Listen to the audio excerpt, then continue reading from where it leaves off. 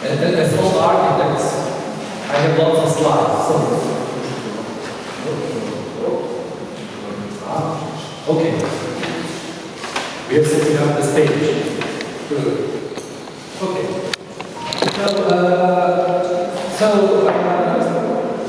To talking about myself, nice that you have a talk about parametric design and the architecture, like science, like building science around. I come from a little bit different tradition. I'm focusing on urban design, very much from a perspective of urban morphology. And I kind of applied in different things. I really specialize in transit-oriented development, kind of in public transport, how you integrate cities. But recently I kind of started to integrate like mobility hubs, road taxis, all the cities into public transport. But I'm here to talk about my business for city information modeling and how this thing works. So I'm a team expert. I was sitting in Skopje one day, and there was a guy from Vojvodina, from Novi Sad, UK, and he presented a software called Architektonsko-građevinsko-geodetski. That was like 99%. So I've been working in with Architektonsko-građevinsko-geodetski for 1960s, and I've been working with GIS since I started my master's studies. And as I said, I applied this as a researcher, so I'm a researcher, and I work very much with neighborhood certificates, focusing on ground. But I also, I'm currently working as a researcher in a division that do computer games and computer graphics. So we're trying to develop something on the intersection of architecture, urban design, and computer graphics, visualization, virtual reality, including artificial intelligence. I call it city information modeling. I've been advocating for this. The context of this talk is to start with kind of my advocacy in urban morphology, something that I call eclectic urban morphology or Tukela urbanism. Now, when I'm in other places, again, I need to define Tukela, because here I think everyone knows what Tukela is, yes? Yes. I don't need a special definition. So, and I'm going to talk about definition and context. Then I'm going to give you some stories from history of digitalization, and then about the need of new disruptive technology and data structure that come really from bottom up for urban designers and computer graphics and engineering. So, and I'm going to put this in the context of architects and design office in the future. Because when they kind of imagine how we work today with Microsoft Office and the mouse, they kind of, there was a guy in 1950s in the USA who imagined that we could sit on a desktop and have folders and virtual paper. So it was already invented in the 1930s in the US, and they just have to work with it. And the question is, when we think about architects and urban design, we use our P-squares and drawing boards, and they haven't really done a good job with that. So we are doing it with I work with some students, we're doing software development for school, I'm going to show you about it. But first, the definition of urban morphology, I'm like hardcore urban morphology belonging to some kind of organization called International Center for Urban Form, or INSU. And we have a kind of very philosophic way of understanding how cities work and how we should kind of understand and analyze cities. So there is a tradition that looks at number, and look at here, we look very much at the number, we measure things, and we very much work with something which is called type morphology, which is categories and types of neighborhood. For example, Auric, it's a type of neighborhood here, everyone knows it here. I'm So that's a type of neighborhood, and you can find Aurics all around the world here. So you go, oh, that's a Auric. In Sweden, they're really bad Aurics, so you try to stay away from it, but here it's good. And then we work with something kind of a pure design, urban design side, opposite of morphological urban design. Urban morphology really studies the physical form and all the social and economic factors that influence, for example, the formation of Aurics. And as the big developer of Bioluca, this new kind of market-oriented kind of how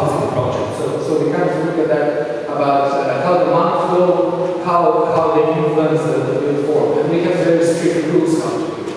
And we are a little bit like the Jedi Order. You know, we have Master Yodas, and we have like Padawans, like Grogu. And does anyone here know Star Wars? It's good. I also student everyone here. So you don't know, so that's kind of a science fiction series where you have like a kind of a green knights who have like superpowers. They can move stuff, they fly stuff. So we're like that. And you can see I like to do these things, and I like to map these things both for urban morphology and for artificial intelligence. So you say we have different traditions, like and I'm going to talk about it. And basically you can split it into what is the tradition that work with urban analytics, and they're like names, there's regional science, accessibility, more for space and spacing, like scanning approaches. And then we have like the typological approaches, kind of maybe townscape analysis, to some kind of place making and place studies. Everyday and so on.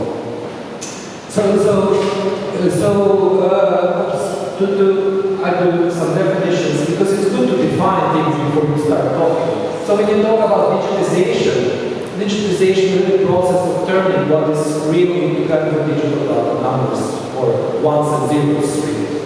Well, digitalization describes the process of adopting and using information and technologies. And when we get urban design, we are stuck with kind of what we get. You know, you get ArchiCAD, or you get Revit, or you get ArcGIS, and so on, so you get more stuff. So no one really asks about it. When you talk about artificial intelligence, it's kind of defined as the capability of machines to work intelligently with multiple tasks. And intelligence is typically used when the level of task reaches some complexity threshold. For example, to design a city. So if you have a machine to design a city, that's a smart machine, more or less. So, and I also says that, you know, for artificial intelligence, they're also a kind of a path how they develop it. From one side, we have digital tools like computer aided design, or kind of building information model, GS, who stay here on the top. And then we have like two streams of artificial intelligence. One is called the symbolist and the expert systems, where they have a line of urban design like called generative models and procedural models. And then we have machine learning that is new, and you know, I'll explain your story later. So this is the ChatGPTs of today who kind of recognize words and kind of organize their information. And here I wanted to tell you the difference between urban design and software development is that urban designers, we follow the Jedi Order. So you know who is your master Jedi, your teacher in your life. So I know my teachers from Sweden, you know, I know my teachers from Macedonia. There were lots of Provincials. I really hate them. I rapidly against them. But in software development, you don't care. You just copy-paste text and you don't care who is the guy behind it. So you do like some kind of puzzle-like organization to solve a problem. So they don't care who is who. They just go, you have there, I can copy it from somewhere and the system works. So because they have this kind of problem, when you think about computer graphics and when you think about CAD systems, they're very simple. What they do, they have a certain geometry that is shown as matrices, and then these matrices becomes a kind of a vector shape that they're put in some kind of screen. They're rasterized, and the colors are kind of fixed, and then there's something called frame buffer, and this is really how your screen looks like. And all of this process are pieces of the puzzle. And if you're an urban designer, you come here and put points and lines, and you try to figure out what's going on. So it does not say boring. So you can't really figure out how can you put boring with 3 dots and 4 dots and 5 dots. So, and the data structure of CAD is very much point, polyline, and polygon based. And this has been invented in the 1960s and has not changed until today. So you think that we're so smart? So they still use this kind of polygon. I'll show you several. So this is the same data structure for scalable vector graphics. So if you do this, your internet reads it, you can still point all But when you have BIM, like you were discussing BIM, it's very different. The data structure is different. Now they have a list. So you have a list in a hierarchy. So you start with a building story, which is the design board for architects. Architects work with building stories. So they put walls, they put columns, they put windows, and so on. And then they can build it like just stuff to start with. So you have a building story that is part of a building, and then you see there is a number, and then you have a EFC site, and then you have a project. So it's all organized, and then in the building story you have a wall, and then you have a window. So you create, so if you want to read the BIM file, you can read all of it, and all the numbers there, and you have some orders of all of it. So this is how you do hierarchical structure. This is a massive evolution from the point and polygon. And we want to do that for urban design. And there are some Germans who have no idea what they're doing. They kind of do this kind of structure. And they use hierarchical, but they have forgot to use morphology. They just have so generic elements that it does not matter. They have some absurd elements.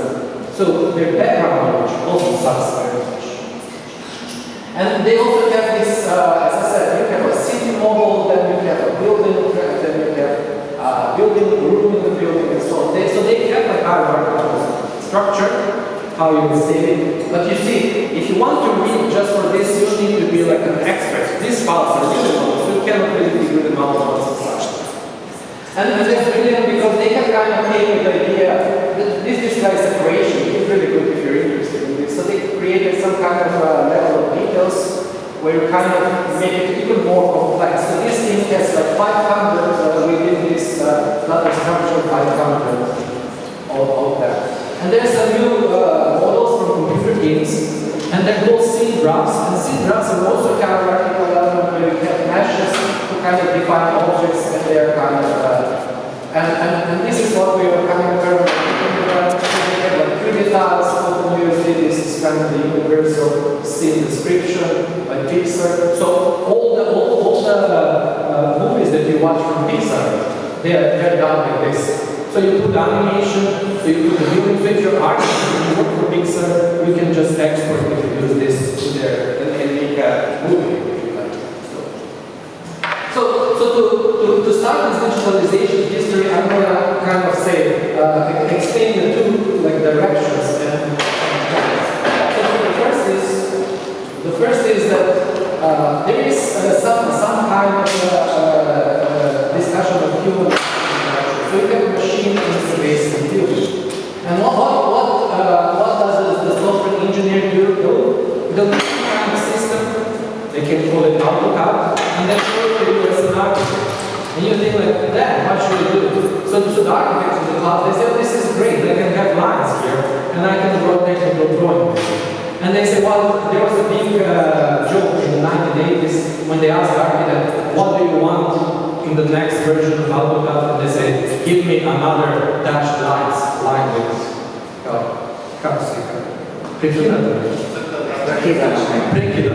so, dai 3 prekidani liniji naravna verzija AutoCAD. So they had no clue what the architects, they just made a generic software. And what we really want to get is kind of participation-based or user-centric, where you kind of start with the user and then you design the interface that works with us.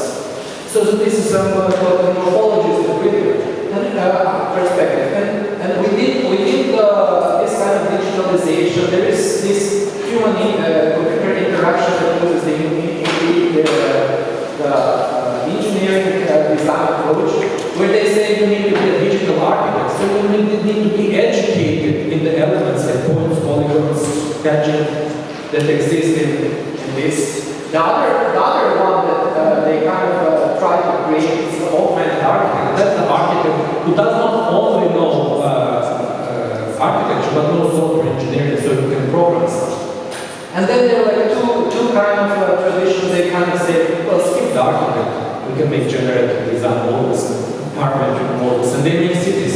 So there was one that says, my program makes 1,000 master plans in seconds. Yeah? And you look at him like, congratulations.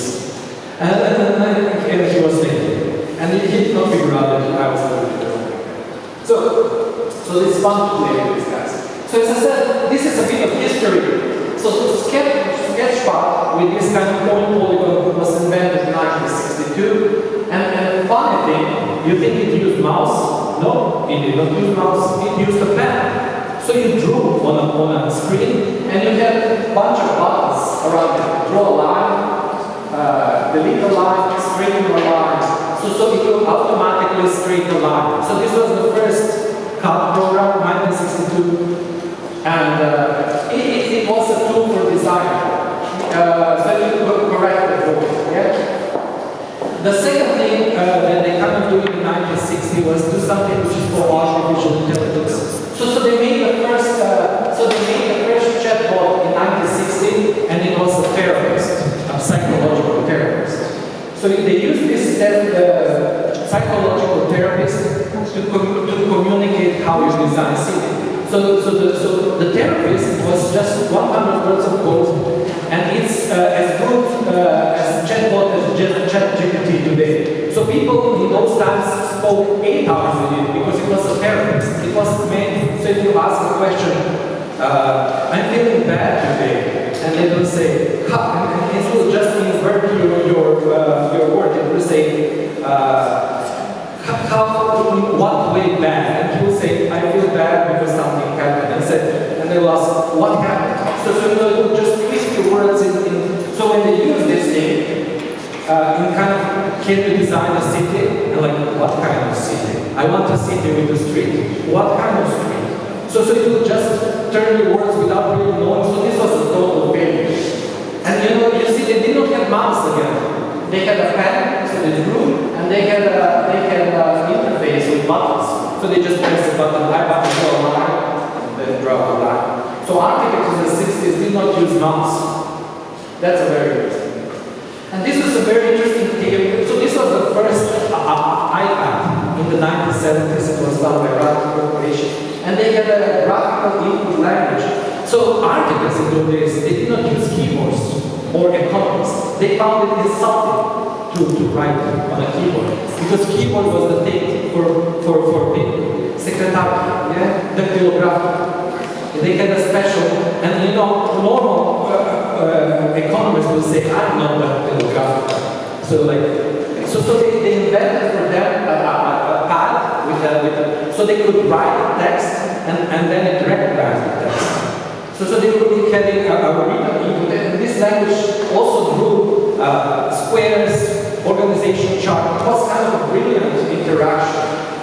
And you can see this guy kind of writing, and there is a keyboard, but they kind of, and it's amazing how much today we're so used to keyboards, yeah? Those days they find it insulting to use keyboards, and architects use keyboards. I have no idea why architects use keyboards. Does anyone know? Why should we need it? Okay? We have key squares for that sake, yeah? We know that. So then there was a guy who invented the mouse. His name is Dr. Engelbart. And he made the first also Windows system. And this is how it looked like. And this became, with AutoCAD in the 1980s, how we work until today. So AutoCAD became the top, Autodesk became the top company in the world. I know the guys from Autodesk, they're really good. And he made something which is called augmented research. He believed in augmented architecture. So he did not have Windows. He said architects should remember all the things that they should say and just write. For example, if you want to draw something like a wall, you basically have a code, GVF. So you create GVF and then it's a wall, and then you use your passage to draw a wall. So he had like a scripting method, so architects should have notes of and in those days, they did not have personal computers, so it was supposed to be a cloud. So he did not believe in personal computer, this guy. So he made lots of mistakes, yeah? So Autodesk came.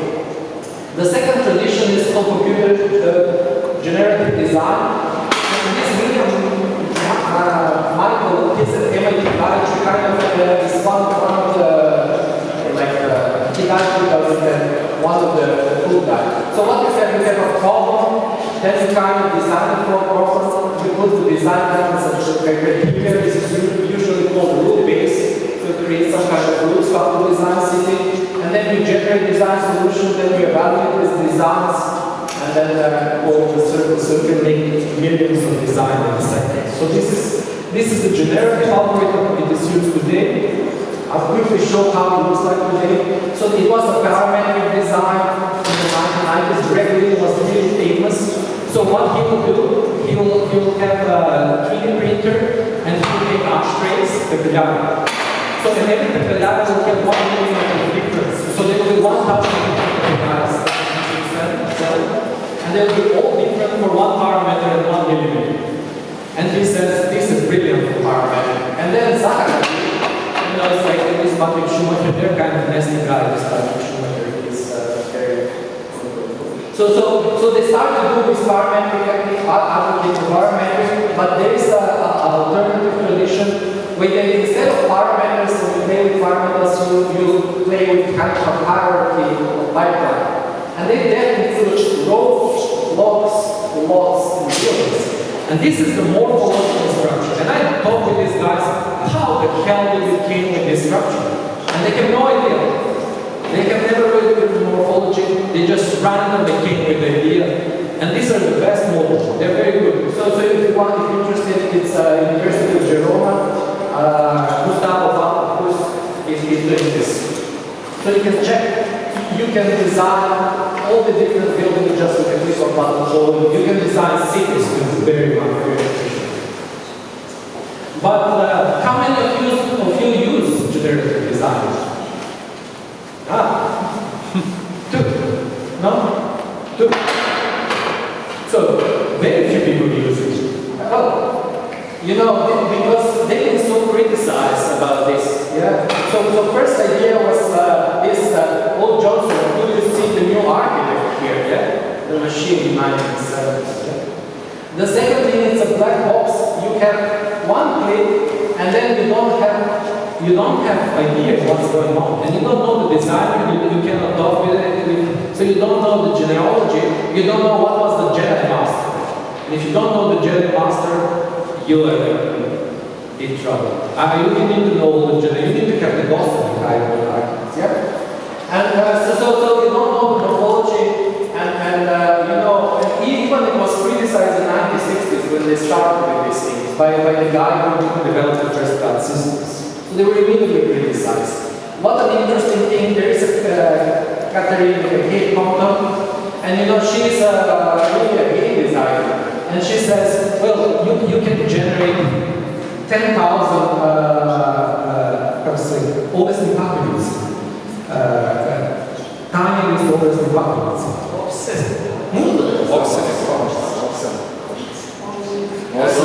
You told correctly. Yes. So all I mean, so she said like you can create 10,000 of them, but you may not make a difference, and they'll be all different as design pattern, because you know, but for you they'll be all open, and this is the typology problem and the variation of the type. Yeah? So and these procedural tools in architecture, I was in Nicosia with Zaka big project. That lady is crazy. God bless her. But her project really sucks. I mean, this is like.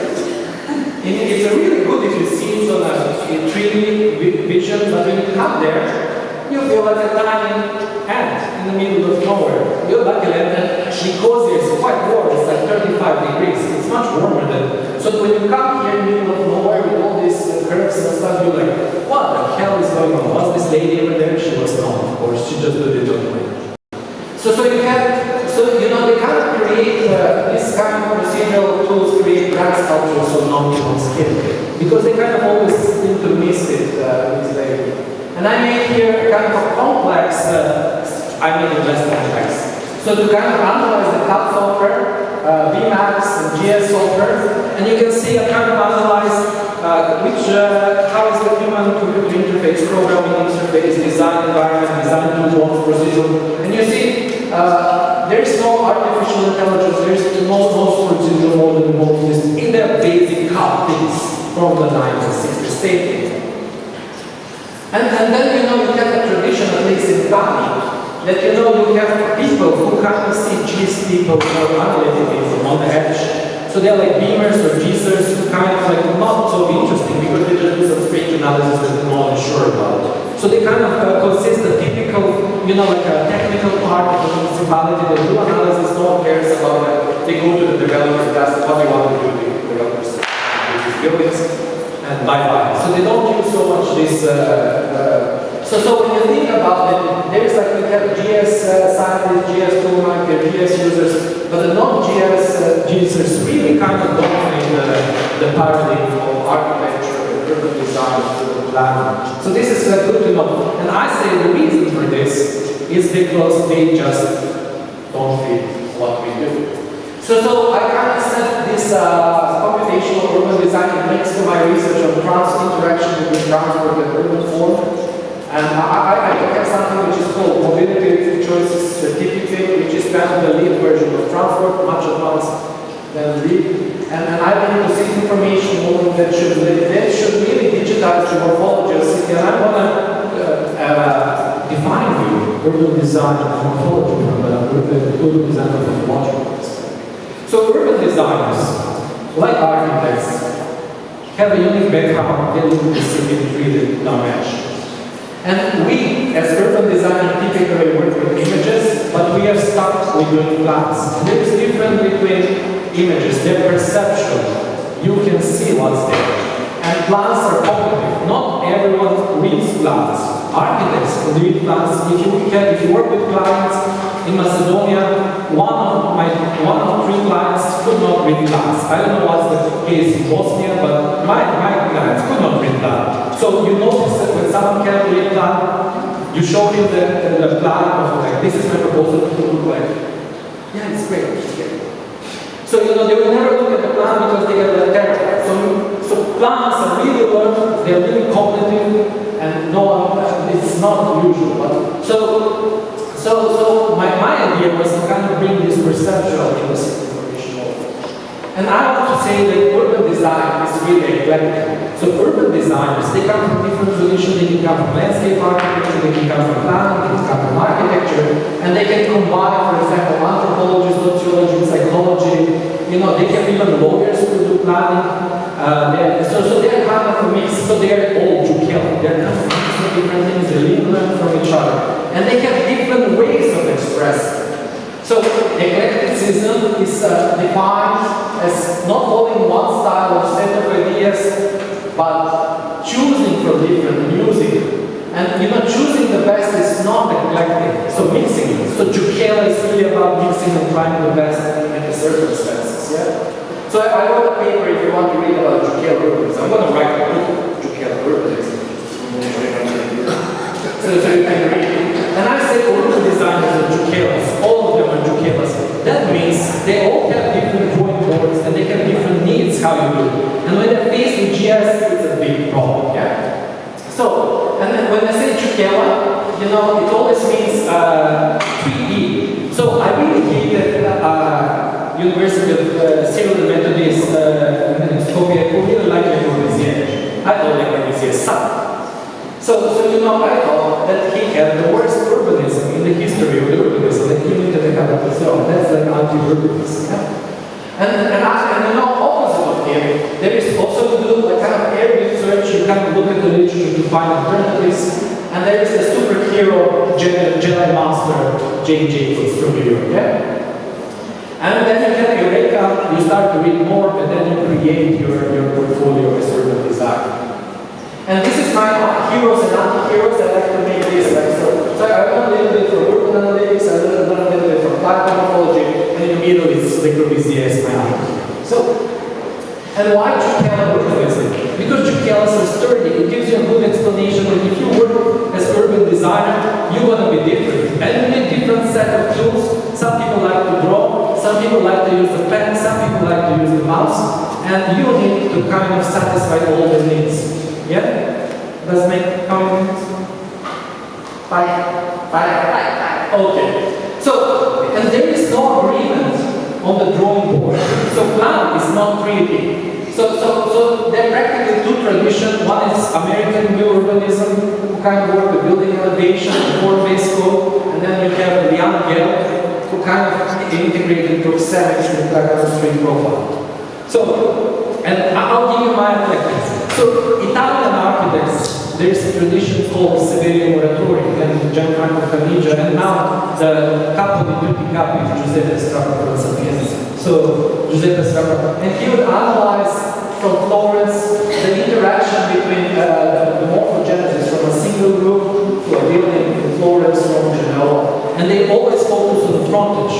They're like the American New Urbanism. And then this kind of model is applied on the roof. What happens?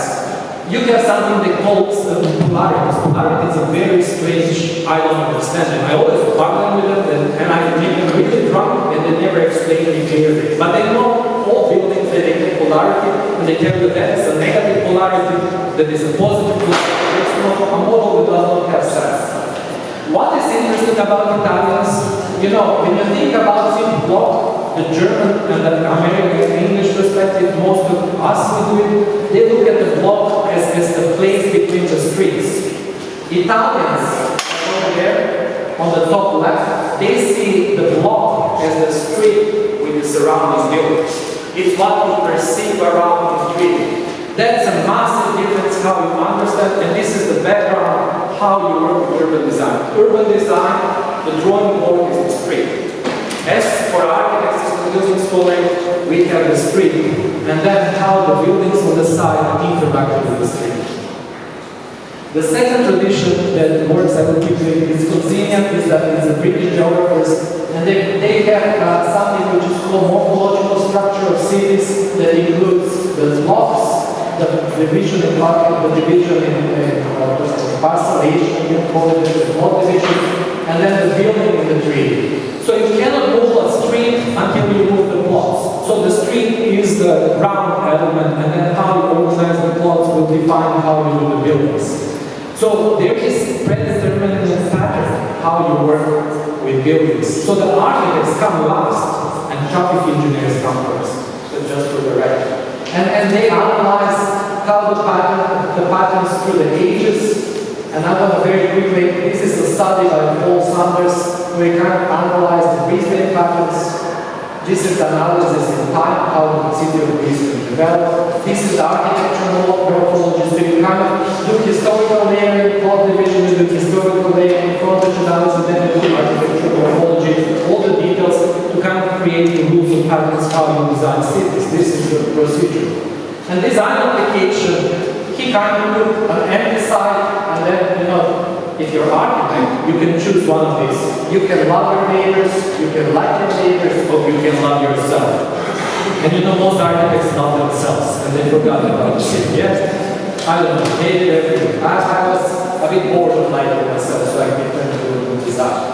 So the design application, you have a plot, empty plot, and there are some architects to kind of draw. So you kind of try to use all these patterns to kind of draw stuff. So what is city information modeling in the end? My idea was to understand the city as a sequence. So the cities are elements of spaces of streets, and then what you do, I combine a stage with street profiles and kind of a 2D representation. So if you work with the 3D, you have like three elements. You have the street with the building facades and the profiles, you have just street, you have an intersection. When you go there, the intersection of this element tells you what to do.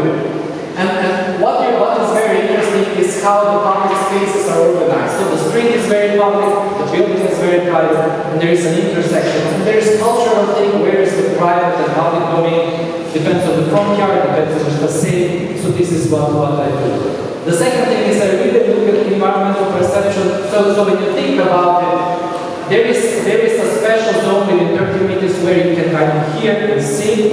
So everything at the human scale is organized. So you have the frontages within 30 meters and you have a street within 30 meters. I also do it for space colonization. So I write about space colonization. If you're interested, I presented yesterday.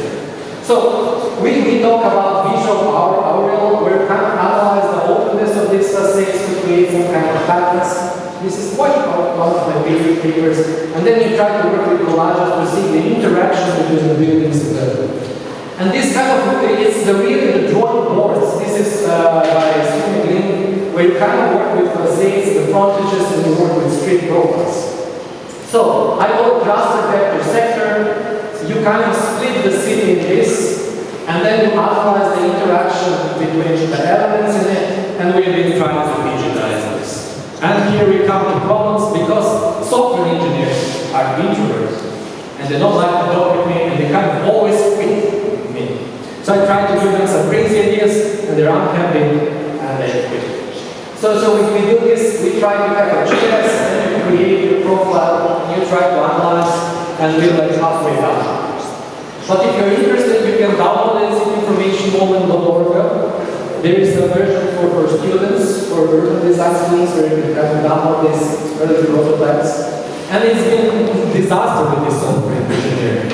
And this is our model, so we want to do raster vector sector. We try to develop procedural modeling for 3D mobility, so we work on different. We want to also integrate some elements of artificial intelligence and kind of some old improvement kind of artificial intelligence theory. So, cloud.